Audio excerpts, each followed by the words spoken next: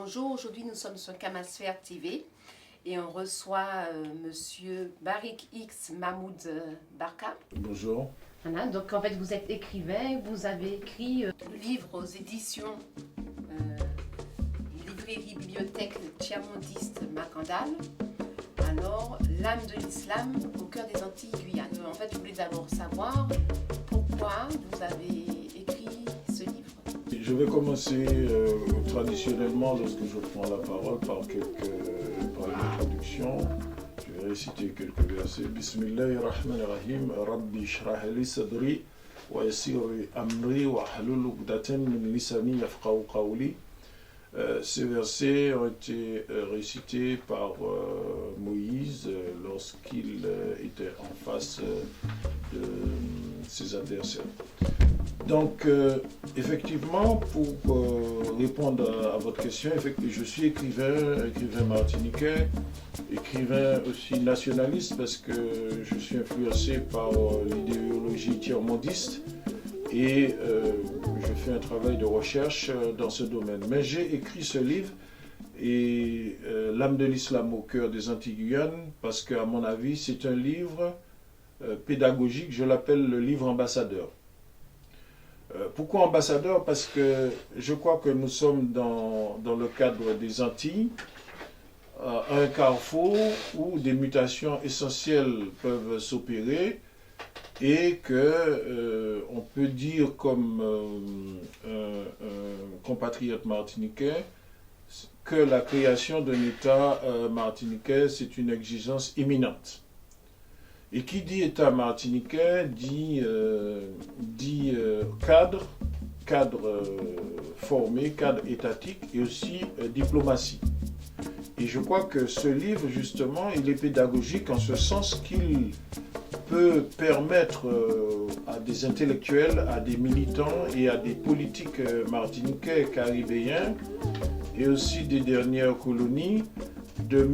d'avoir une meilleure approche des pays de l'Afrique musulmans, des pays du Moyen-Orient, du Proche-Orient, comme la Libye, comme l'Égypte, comme d'autres pays. Et je crois qu'il faut être en immersion dans cette réalité, je veux dire, géopolitique, dans cette réalité continentale, hein, parce qu'il s'agit de plusieurs continents, l'Afrique, l'Asie, et donc, pour pouvoir bien représenter son pays, de manière à ne pas commettre d'accrocs dans les relations que nous pouvons avoir avec nos interlocuteurs du Moyen-Orient, du Proche-Orient, de l'Afrique qui sont musulmans, et je dis du monde entier, parce qu'en Amérique latine, je donne un exemple, au Brésil, il y a des millions de musulmans, en Argentine, il y a à peu près 500 000, il y a au Venezuela, etc. etc. Et cette communauté est intégrée dans la problématique aussi de l'anti-mondialisme, puisque effectivement, nous avons les pays de l'ALBA qui sont en relations diplomatiques et relations diplomatiques qui sont en convergence aussi avec des pays musulmans qui sont qui sont anti-mondialistes et qui sont contre le nouvel ordre mondial. Donc ce livre, il vient à mon avis à point nommé. Il a été, je crois, boycotté par le système parce que j'évoque la raison d'État, parce que depuis l'instauration, depuis cette création de la Martinique, de la Guadeloupe et de la Guyane, eh bien, la tierce culture occidentale et les représentants, je veux dire, de l'État français, ils ont procédé à ce que j'appelle un traitement colonial des religions, du christianisme, de l'islam et des autres religions. Et on peut même parler de sionisation de la société et sionisation de la religion. Donc je pourrais expliquer tout ça puisque autour de ce thème-là, l'âme de l'islam au cœur des Antilles Guyane, il y aura pas mal d'émissions qui vont servir justement à éclairer nos compatriotes martiniquais, nos les patriotes aussi guadeloupéens guyanais et les gens aussi des possessions françaises. Je pense aussi à La Réunion où il y a beaucoup de musulmans, à l'île Maurice, à ex-possession, à Mayotte et à beaucoup d'autres pays. Donc ce livre, on peut l'appeler un livre ambassadeur parce qu'il contient des éléments pédagogiques qui peuvent servir à déconnecter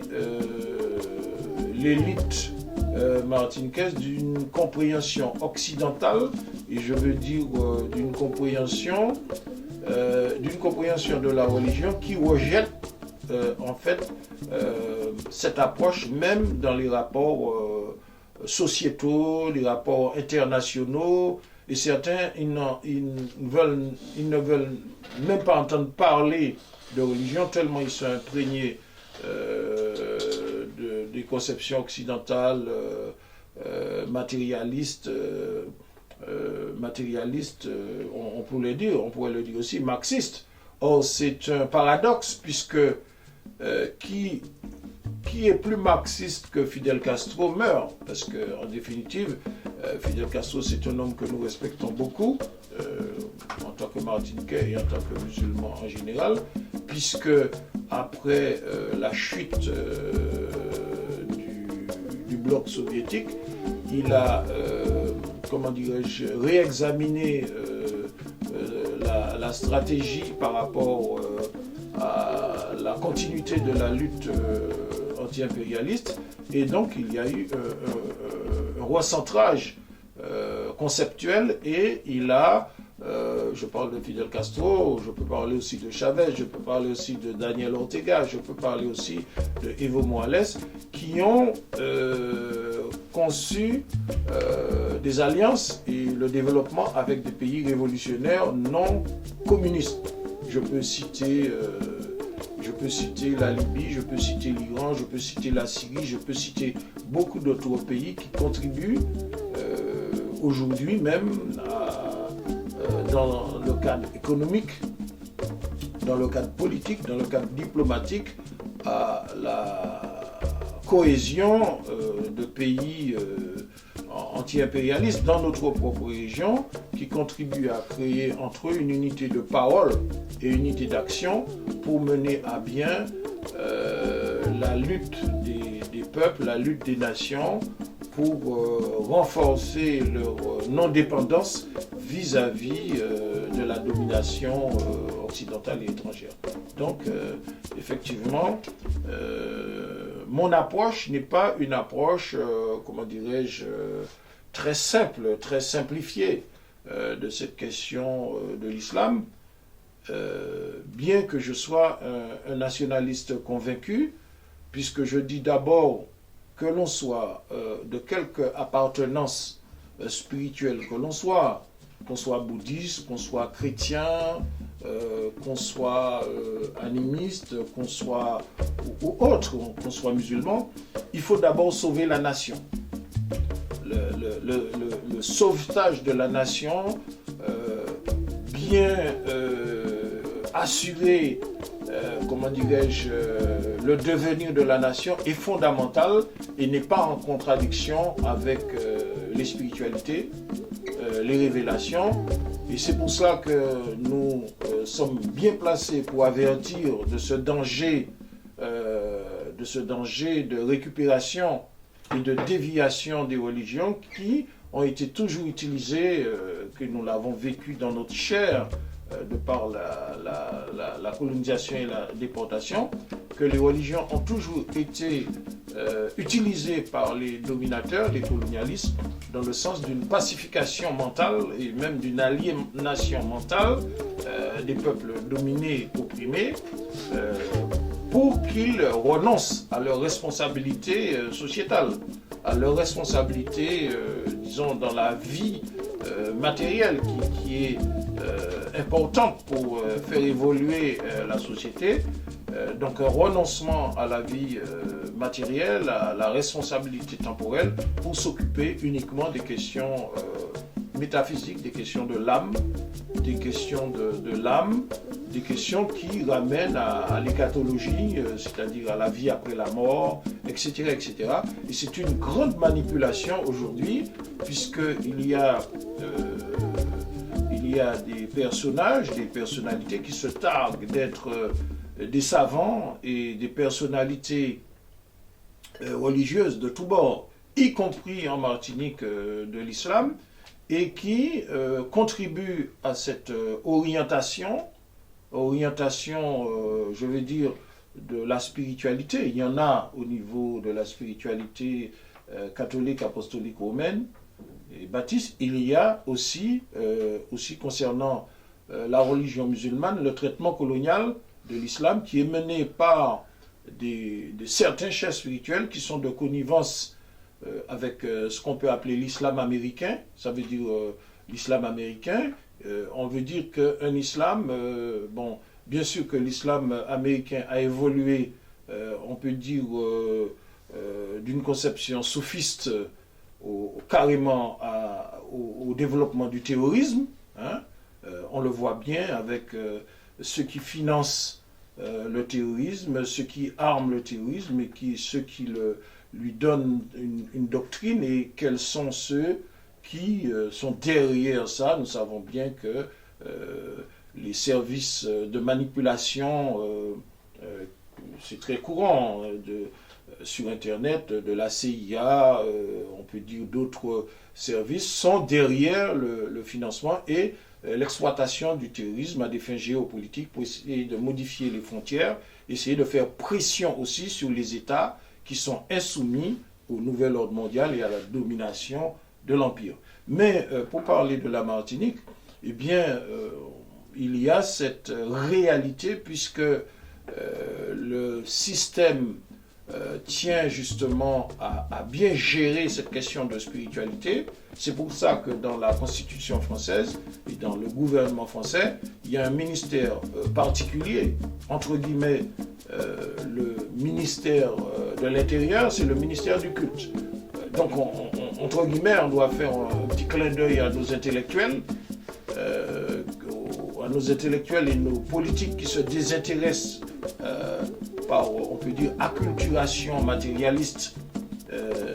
acculturation doctrinale occidentale aux phénomènes religieux, puisque le